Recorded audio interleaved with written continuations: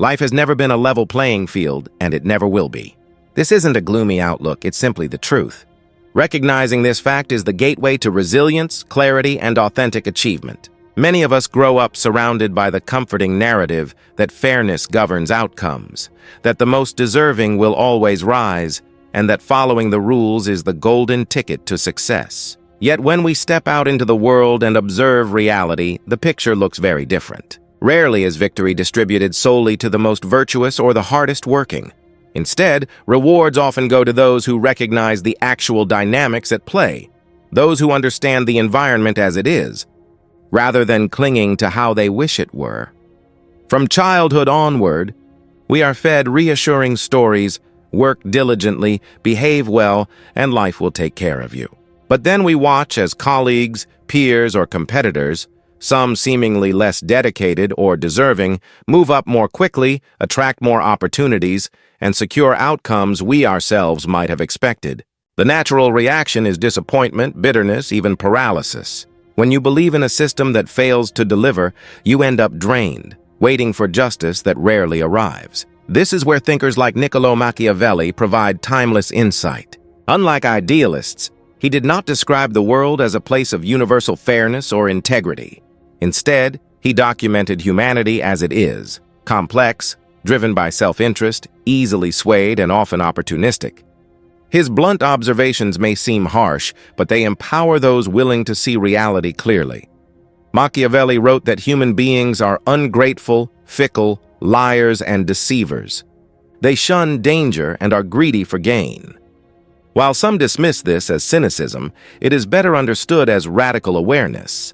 He wasn't condemning people outright, but pointing to recurring patterns in human behavior. Once you recognize that people act out of self-interest more than abstract morality, you gain the ability to anticipate outcomes and make stronger decisions. Instead of falling into despair when life isn't fair, you can adapt and strengthen yourself. The myth of fairness, though comforting, can easily become a trap. It encourages dependence on external validation, waiting for others to notice your hard work, waiting for recognition, waiting for rules to protect you. It positions your success not in your own hands, but in the unpredictable judgment of others. This dependency breeds volatility. Your mood rises and falls based on whether you feel treated fairly. It also fuels resentment when the system fails you, clouding your judgment, and worst of all, it keeps you passive. You stop creating undeniable value and instead hope for others to notice.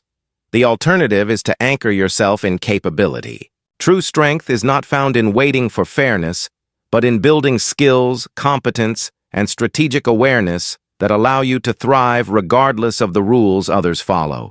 This doesn't mean abandoning ethics or treating others with disregard. Ethics matter. They foster trust, cooperation, and reputation. But behaving ethically does not guarantee justice will return to you. When you adopt capability-based thinking, you focus on what you can control: your ability to solve problems, to provide value, to adapt when conditions change, and to succeed even when others act unfairly. This mindset shift, moving from dependence on fairness to dependence on capability, changes everything. Instead of asking, "Why isn't life fair to me?" you start asking, "How can I win even if life isn't fair?" You stop waiting for an ideal environment and instead create results within the environment you're given.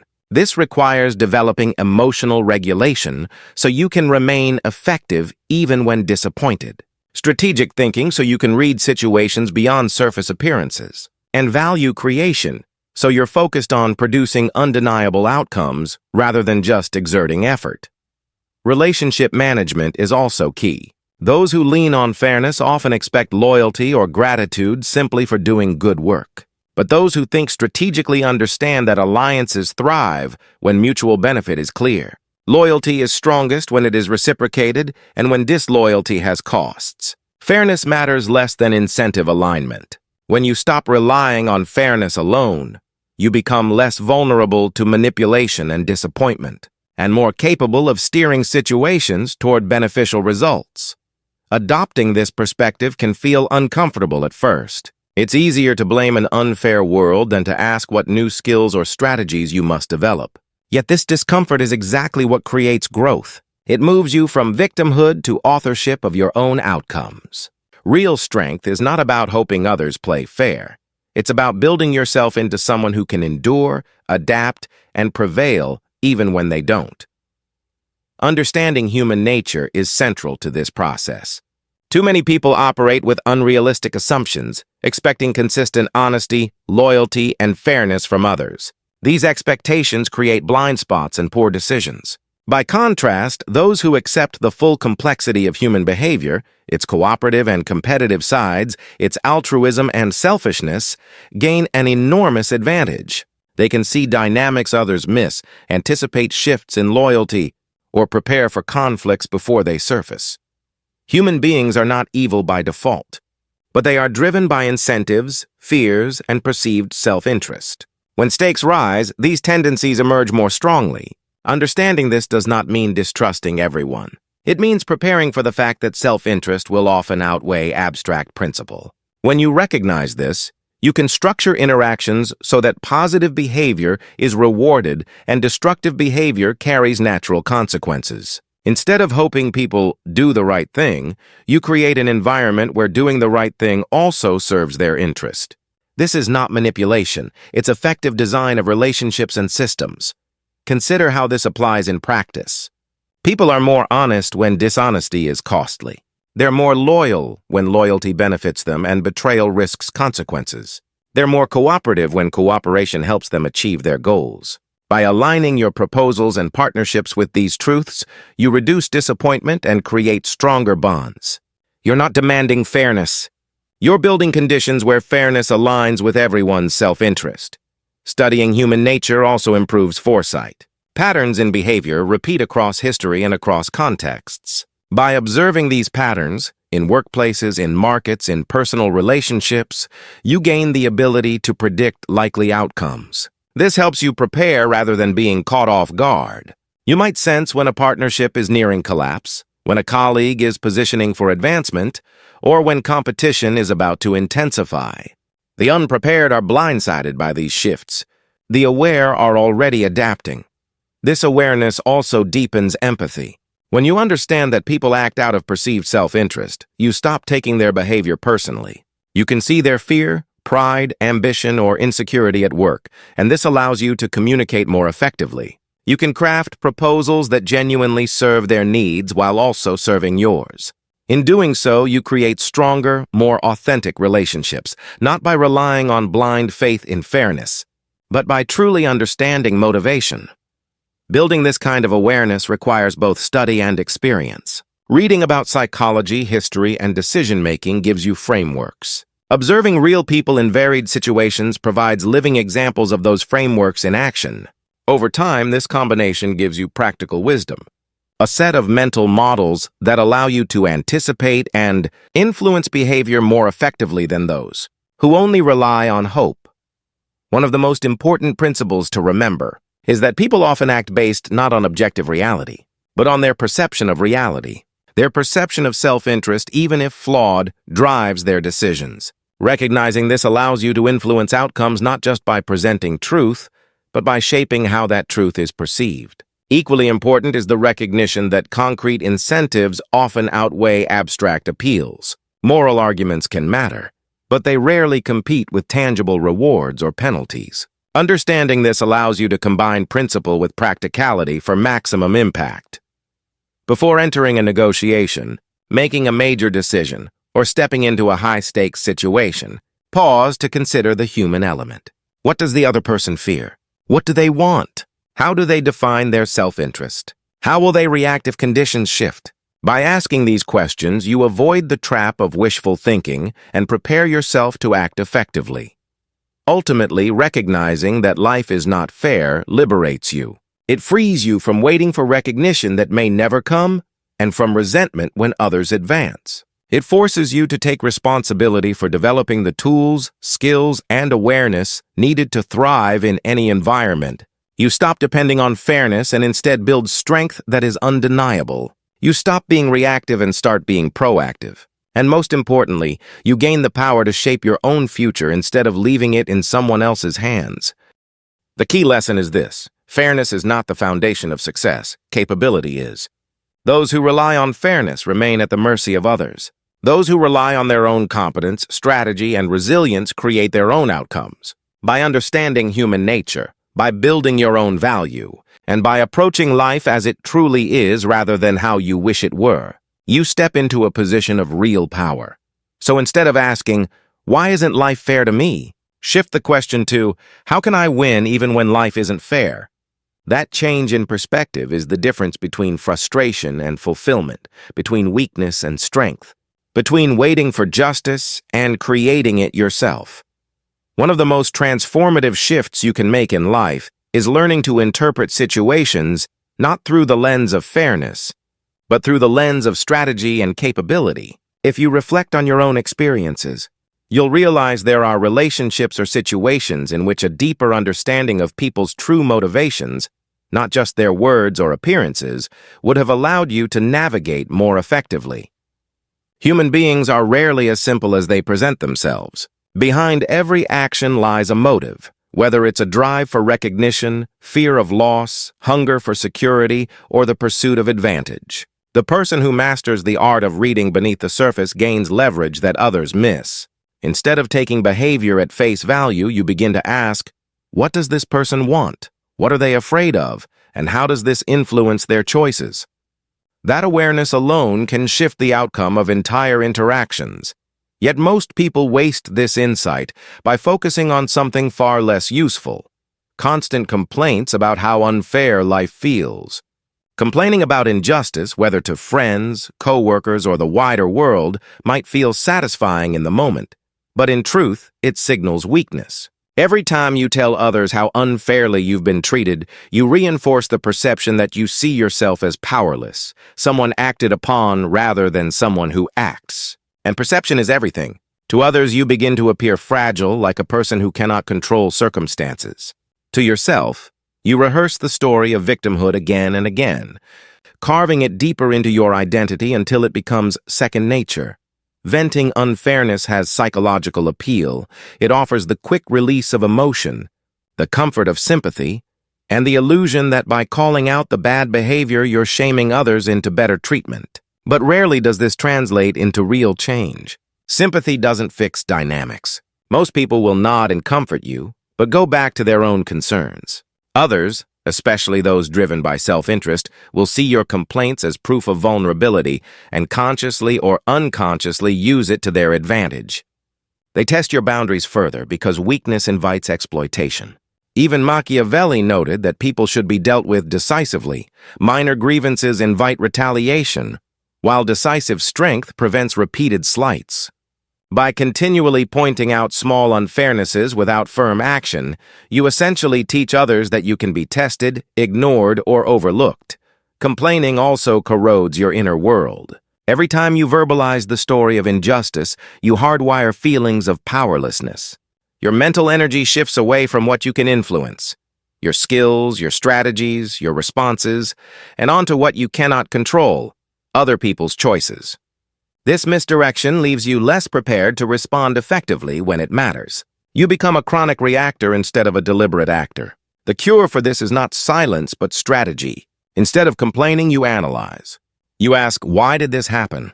What does it reveal about the person or system?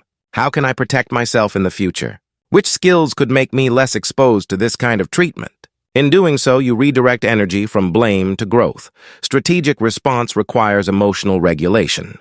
That doesn't mean burying your emotions. It means refusing to let them drive your outward behavior in destructive ways. Anger and frustration can be useful, but only when channeled toward insight and purposeful action. The strategic thinker replaces "why me" with "what now?" Instead of demanding others treat them fairly, they ask, how can I alter my approach to produce stronger results? This shift from reactive complaint to proactive adjustment builds resilience and reputation. Each time you respond with clarity instead of outrage, you send a message to yourself and to others that you are not fragile. Over time, this creates the image of strength, someone not to be pitied or exploited, but respected.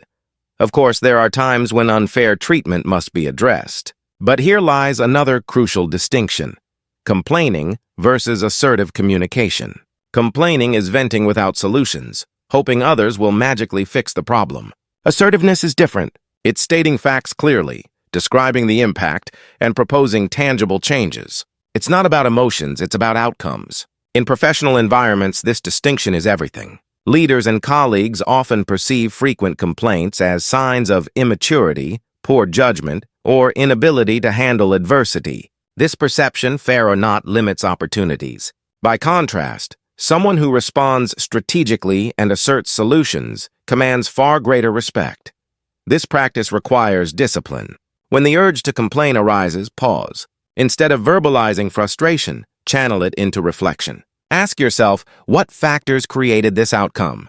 Are there patterns repeating here? What shift in my own approach would make this less likely in the future? Over time, this habit of reflection builds problem-solving ability and protects you from recurring unfairness. Importantly, it does not mean tolerating systemic abuse or injustice. It means reserving your energy for decisive, effective responses rather than wasting it on endless verbal repetition of grievances. The larger lesson is simple. Complaining is a signal of weakness. Strategic response is a demonstration of strength. By choosing the latter consistently, you not only protect yourself but often improve how others treat you, since respect grows toward those who act from power rather than desperation. Beyond the trap of complaining lies another equally dangerous mindset: entitlement. Too many people believe they deserve opportunities, recognition, or rewards simply because they've worked hard, behaved well, or collected certain credentials. But entitlement creates dependency. It places your success in the hands of others' acknowledgement, rather than in your own capabilities. You become a person waiting to be chosen, rather than one who creates undeniable value. True personal power doesn't come from demanding what you deserve. It comes from competence. When you are skilled, when you solve difficult problems, when your results are visible and irreplaceable, you carry strength that no one can easily ignore. This form of power is stable because it is built on reality, not perception. By contrast, entitlement-based power, I should be treated better because of who I am or what I've done, is fragile. It depends on others' goodwill, which is fickle and often conditional. Machiavelli himself warned that power based on the favor of others is like building on unstable ground. It can shift at any moment. Building competence-based strength requires conscious effort. First, you identify the areas where you can provide unique value. Skills, knowledge, abilities others struggle to match. This could be technical expertise, innovative problem-solving, strong emotional intelligence, or simply the ability to synthesize knowledge in ways others cannot. Then, you continuously refine and expand these abilities, aligning them with the needs of your field and the direction of your environment. Skills grow stale, markets shift, and yesterday's strengths can become irrelevant. Competence requires evolution. Unlike entitlement, competence compounds. Every challenge solved adds to your reputation. Each skill mastered creates new opportunities. Each opportunity brings further growth. The cycle builds on itself, creating momentum. Soon people seek your input, not because you claim to deserve it, but because your track record proves you deliver. Leadership, too, emerges organically from competence. People trust those who have demonstrated capability, not those who merely demand authority. Equally important is the role of emotional intelligence in competence. Being technically skilled is not enough. You must be able to manage your own emotions, interpret others' signals, communicate effectively, and influence outcomes with empathy and persuasion. Competence also includes systems thinking, the ability to design repeatable processes that produce consistent results. This shifts success from something occasional to something reliable. Another layer of competence is humility. Those who assume they know enough stagnate. Those who accept that they can always learn more remain adaptable. Intellectual humility keeps you relevant in changing environments. It also strengthens relationships. People prefer to work with those who combine skill with openness, not arrogance. Competence-driven individuals also approach networking differently. Instead of seeking relationships based on shared frustrations or superficial bonds, they build alliances on mutual value creation. When you help others achieve their goals through your strengths, relationships become durable, mutually beneficial, and far more powerful than those based on mere sentiment. The mindset shift from entitlement to competence transforms your response to setbacks. If you're overlooked for an opportunity, entitlement cries, unfair. Competence asks, what do I need to build so that next time my value is undeniable? The first response weakens you. The second strengthens you. Finally, we come to perhaps the most challenging shift, replacing moral outrage with strategic thinking. When wronged, our instinct is anger, indignation that principles have been violated. Outrage feels righteous and even noble. But as a primary response, it clouds judgment. Outrage focuses on changing others' behavior, something you cannot control. Strategy, by contrast, focuses on adapting your own actions to achieve better outcomes. It asks, what are the motivations at play? What constraints limit each party? What move maximizes my long-term position, even if it doesn't satisfy me emotionally in the moment? Moral outrage may feel good temporarily, but it rarely produces lasting results. Strategy does. And strategic thinking does not mean abandoning morality, it means choosing when and how to address it for maximum effectiveness. Machiavelli's reminder that everyone sees what you appear to be, few experience what you truly are, highlights this point. Outrage may reveal your feelings, but strategy ensures that what others see is carefully chosen to advance your position while maintaining your core values. To master life's unfairness, then, is not to deny injustice, but to stop letting it dictate your mindset. Complaints weaken you. Competence strengthens you. Entitlement makes you dependent. Skill makes you independent. Outrage blinds you. Strategy clarifies. In this way, you stop being at the mercy of fairness and start creating your own outcomes, resilient, respected, and undeniable. Human interactions are rarely governed by the neat rules of fairness we wish they were. Life often puts us in situations where others treat us in ways that are biased, self-serving, or simply unjust. In such moments, it is tempting to give in to frustration, outrage, or the impulse to demand what feels owed. Yet true strength does not emerge from outrage or dependence on others' sense of justice. Rather, it grows from adaptability, resilience, and the capacity to think strategically in the face of adversity. One of the most powerful shifts you can make is learning to separate your values, what you will always stand for, from your tactics, how you choose to act in different situations. This balance allows you to preserve integrity while also making pragmatic choices that advance your position over time. When challenges arise, it is essential to recognize that not every situation requires the same type of response. At times, the direct route works best, confronting someone openly, addressing the issue head-on, or taking immediate corrective action. In other circumstances, however, subtlety proves more effective. Indirect strategies, such as repositioning yourself, building alliances, or quietly strengthening your reputation, may produce outcomes that direct confrontation would never achieve. There are also moments when stepping back temporarily, what might feel like retreat, is in fact the smartest move. Withdrawal does not always mean surrender. It can be a calculated way to conserve energy, reposition strategically, and strike at a more opportune time. The distinction lies in clarity of goals. Your values and objectives should remain constant, but the methods you employ to pursue them must stay flexible. Think about common workplace dilemmas. Suppose a colleague habitually takes credit for work you have done. The natural emotional response may be indignation, anger at their dishonesty, and a desire to call them out in front of everyone. While this approach might bring you a momentary sense of justice, it does not necessarily prevent future theft of credit. A more strategic path would be to document your contributions clearly, circulate updates that make your role visible to decision-makers, or build direct relationships with influential leaders so your impact cannot easily be hidden. Both approaches target the same problem, your recognition and credibility, but the strategic version strengthens your position long-term, while the emotionally driven reaction may solve little beyond temporary relief.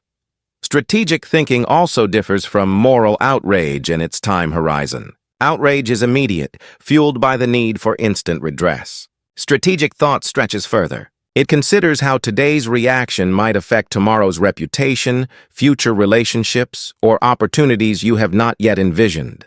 There are many cases where tolerating small, temporary injustices while quietly strengthening your foundation leads to far better outcomes than fighting every battle.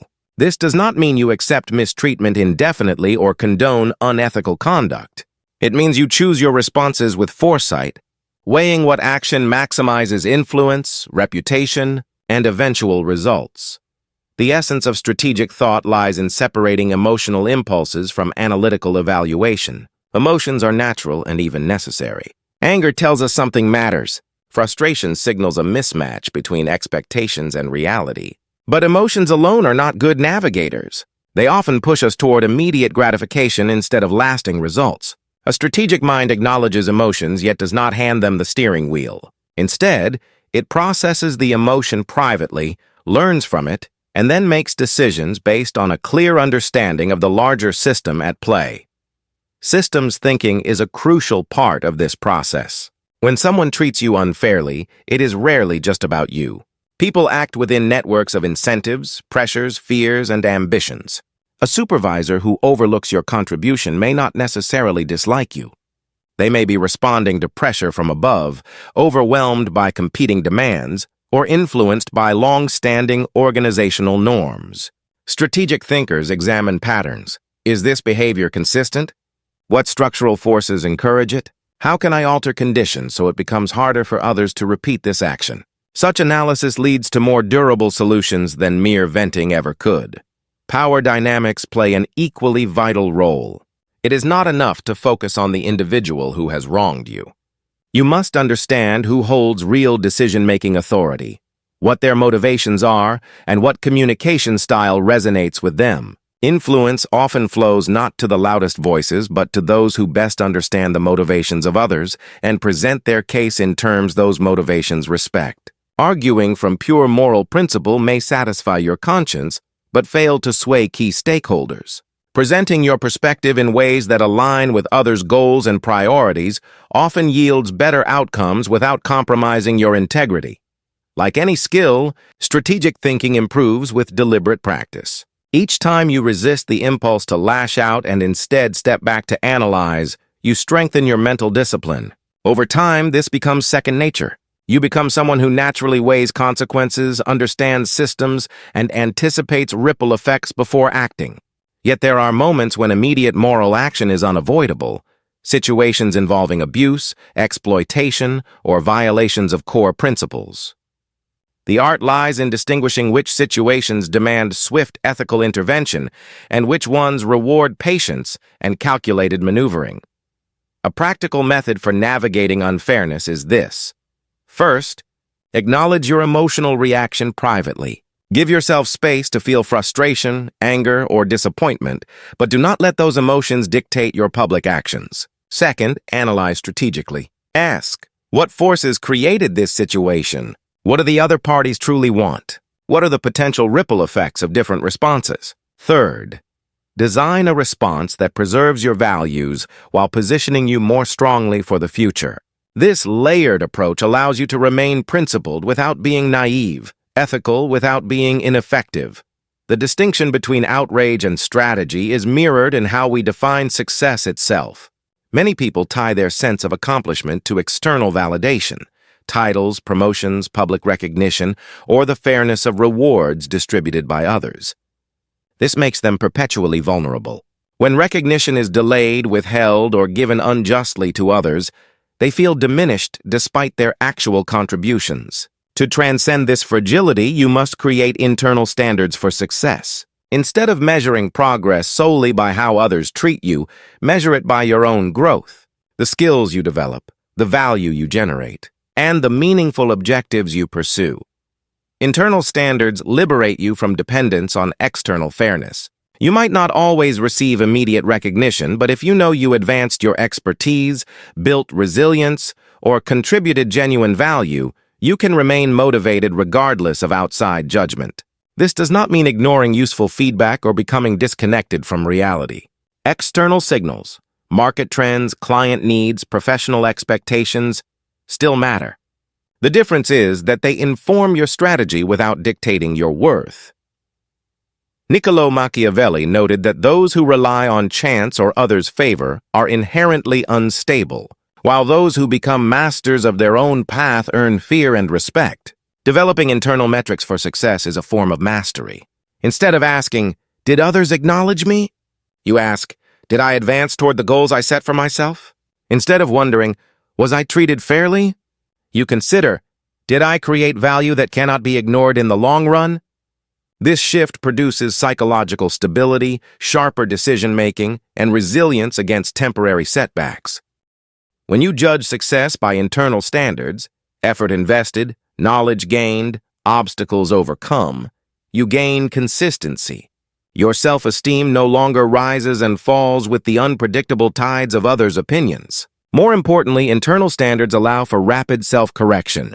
Instead of waiting for performance reviews or external praise, you can evaluate your own progress, adjust your strategies, and keep improving in real time. This accelerates growth in a way external validation rarely can. It is important to emphasize that internal standards are not lower standards. Quite the opposite. Many people discover their internal benchmarks are higher than those imposed externally. The difference lies in ownership. You are not meeting a minimum bar set by someone else. You are pursuing excellence as defined by your deepest values and long-term vision. Each milestone achieved under these standards builds evidence of your capability, reinforcing self-trust and independence. This independence also grants strategic freedom. When your motivation is self-sustained, you can take risks others shy away from, pursuing ambitious projects, innovating new approaches, or investing in long-term skill development without the immediate need for applause. Paradoxically, this often results in greater recognition later on, as breakthroughs achieved through independent drive eventually command respect. To cultivate this approach, begin by clarifying your core values and personal mission. What truly matters to you beyond external praise? Break this mission into measurable milestones that you can track independently. Schedule regular self-reviews to assess progress and refine your goals. Celebrate internal victories even if no one else acknowledges them. Over time, this practice transforms you into someone who remains steady and effective regardless of external treatment. When you combine these principles, strategic responses instead of complaints, competence over entitlement, internal standards over external validation, you build a foundation of genuine strength. You cease to be at the mercy of others' fairness and instead become a source of value and resilience in any environment. Complaining about injustice signals weakness because it frames you as a victim. Responding strategically demonstrates strength and earns respect. Depending on entitlement makes you fragile. Building competence makes you indispensable. Tying your motivation to external recognition leaves you vulnerable. Cultivating internal success metrics makes you self-sufficient. This philosophy requires a shift in mindset, from reactive to proactive, from dependent to self-reliant, from emotional impulses to deliberate strategy. It means acknowledging the world as it is, unfair, complex, shaped by self-interest, while still holding fast to your values and pursuing meaningful goals.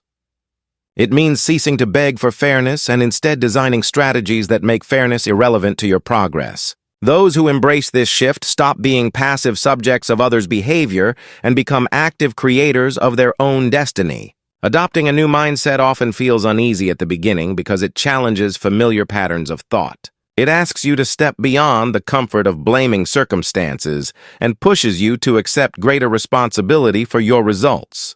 This shift can feel heavy at first, but it eventually grants you something far more powerful: self-reliance, influence, and the ability to thrive regardless of how others act. By embracing this way of thinking, you build not only resilience, but also an inner strength that gives you control over your path in a world that is rarely fair. The practical application of this mindset begins right away. The first principle is to stop expecting others to treat you fairly.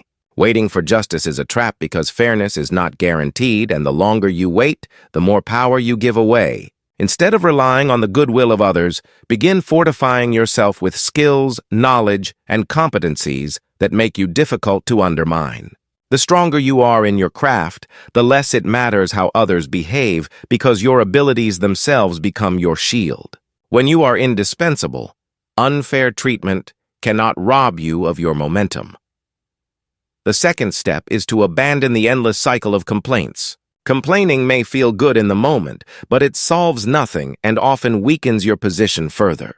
Instead of pouring energy into blame, use those experiences as information. Study unfair moments as lessons. Ask what allowed that to happen, what factors contributed, and what you can change to ensure you're less exposed next time. By analyzing events strategically, you stop being a passive victim and start becoming an active architect of your future. In this way, injustice becomes less of a burden and more of a teacher. A third and equally important adjustment is redefining where your motivation comes from. If your drive depends only on recognition, praise, or validation from others, you will constantly feel uncertain because those rewards are outside of your control. The stronger choice is to create your own measures of progress. Define success by the skills you develop, the goals you achieve, and the personal standards you set for yourself. This internal scorecard keeps you motivated even when the world is slow to acknowledge your effort. True consistency comes when you no longer need applause to keep moving forward. It's important to understand that this approach does not mean becoming ruthless or manipulative. It is not about exploiting others or abandoning integrity. In fact, you can hold yourself to the highest ethical standards while still being practical and strategic. You can treat others with fairness without demanding that they return the same to you. The point is clarity, seeing reality for what it is, not what you wish it to be. When you understand human nature, the motivations that drive people, and the systems in which they operate, you can respond in ways that are both ethical and effective. Your real test arrives the next time someone treats you unfairly. In that moment, you have two paths. You can complain, wait for better treatment, and remain powerless. Or you can step back, analyze what happened, and adjust in a way that makes you stronger for the future. This choice determines whether you stay fragile in an unfair world or evolve into someone who cannot easily be broken. True strength is never built on others' fairness. It comes from your own ability to create results, solve problems, and bring value no matter what rules others play by. Those who depend on justice remain vulnerable, but those who rely on strategy and competence rise above circumstances. The future rewards not those who wait for fairness, but those who prepare themselves to succeed regardless of conditions. Commit to this mindset. Choose strategic strength over dependency on fairness. Carry it with you into every challenge, setback, and opportunity. When you stop begging for justice and start building your own capability, you not only achieve better outcomes, but also earn respect from others. You become someone who shapes their destiny instead of waiting for permission to succeed. In that transformation lies true independence, resilience, and power.